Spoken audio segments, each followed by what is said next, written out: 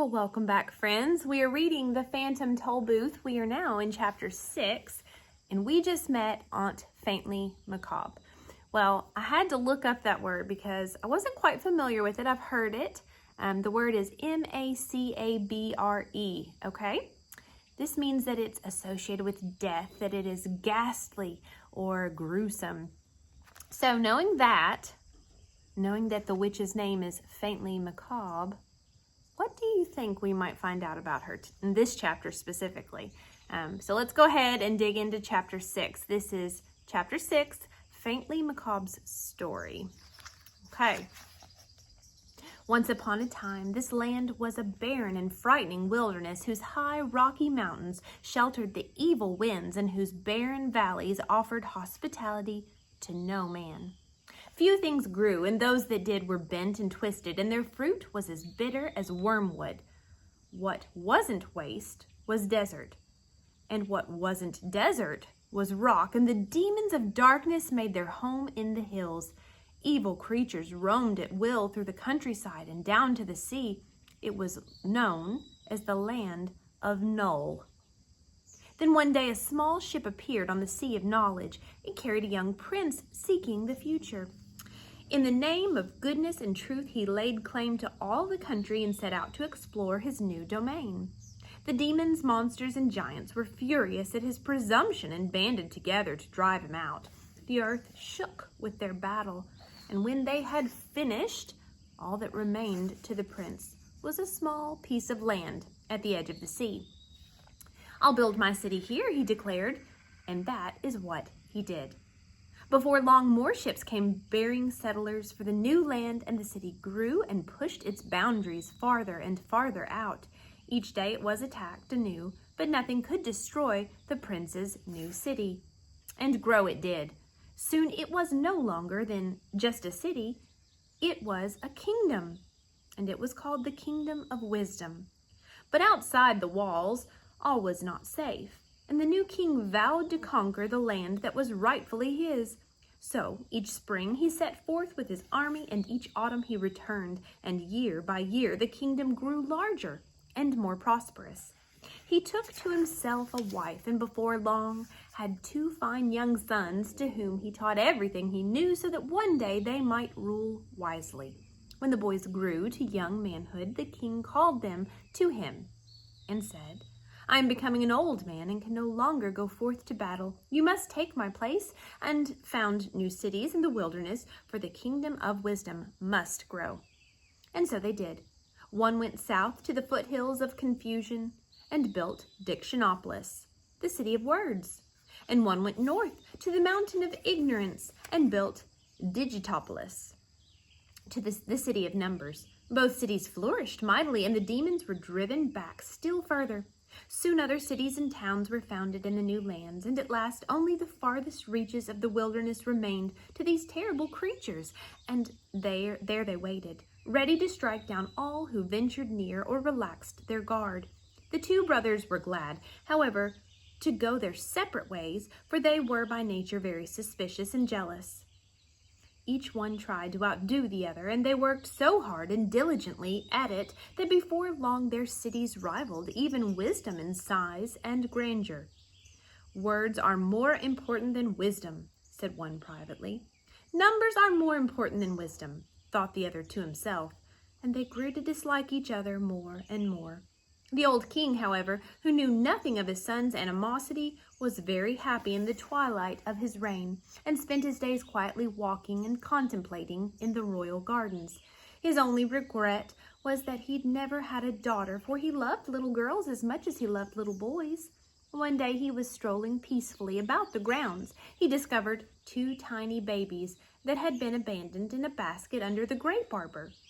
They were beautiful, golden-haired girls. The king was overjoyed.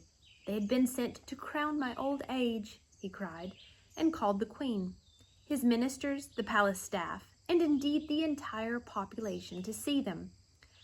"We'll call this one Rhyme and this one Reason," he said, and so they became the Princess of Sweet Rhyme and the Princess of Pure Reason, and were brought up in the palace. When the old king finally died, the kingdom was divided between his two sons, with the provision that they would be equally responsible for the welfare of the young princesses.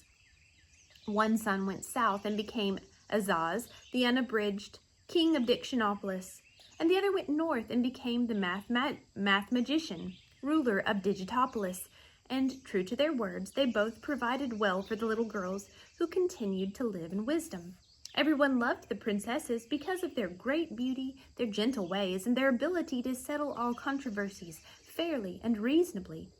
People with problems or grievances or arguments came from all over the land to seek advice, and even the two brothers, who by this time were fighting continuously, often called upon them to help decide matters of state. It was said by everyone that rhyme and reason answer all problems. As the years passed, the two brothers grew farther and farther apart, and their separate kingdoms became richer and grander.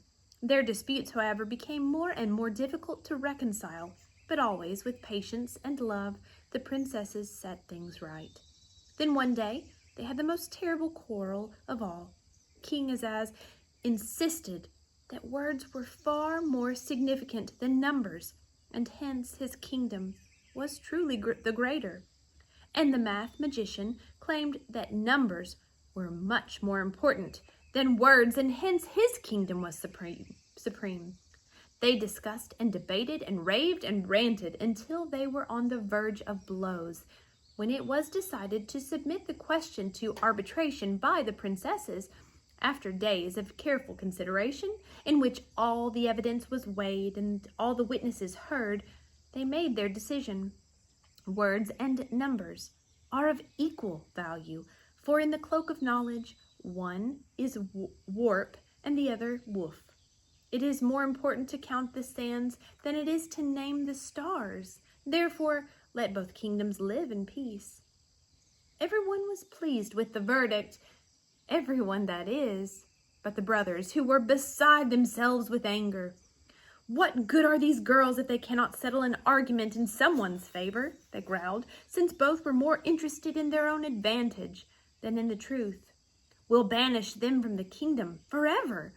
And so they were taken from the palace and sent far away to the castle in the air. And they have not been seen since. That is why today, in all this land, there is neither rhyme nor reason. "And what happened to the two rulers?" asked Milo. Banishing the two princesses was the last thing they ever agreed upon, and they soon fell to warring with each other. Despite this, their own kingdoms have continued to prosper, but the old city of wisdom has fallen into great disrepair, and there is no one to set things right. So you see, until the princesses return, I shall have to stay here. "Maybe we can rescue them," said Milo, as he saw how sad the witch looked. "Ah, that would be difficult," she replied.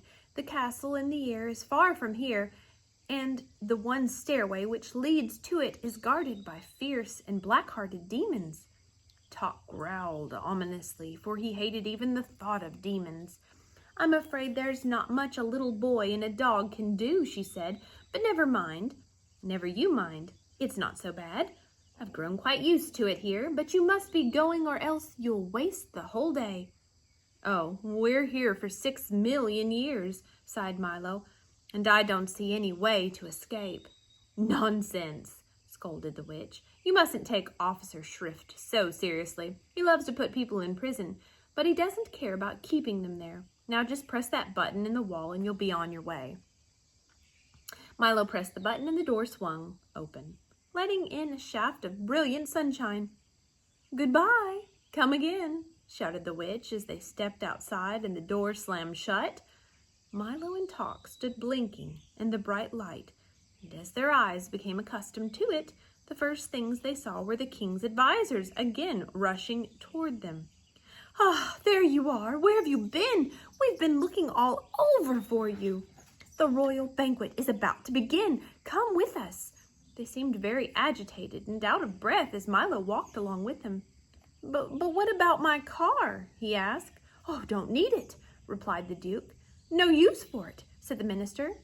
"Superfluous," advised the Count. "Unnecessary," stated the Earl. "Uncalled for," cried the Undersecretary. We'll take our vehicle. Conveyance, rig. Charbonc, chariot. Buggy, coach. Brougham, Chandridan. They repeated quickly in order and pointed to a small wooden wagon. Kudos to whoever can look these words up and pronounce them correctly. Oh dear, all those words again, thought Milo as he climbed into the wagon with Talk and the cabinet members. How are you going to make it move? It doesn't have a... Be very quiet, advised the Duke, for it goes without saying. And sure enough, as soon as they were all quiet, it began to move quickly through the streets. In a very short time, they arrived at the royal palace. And that was chapter 6. Have a great day, friends.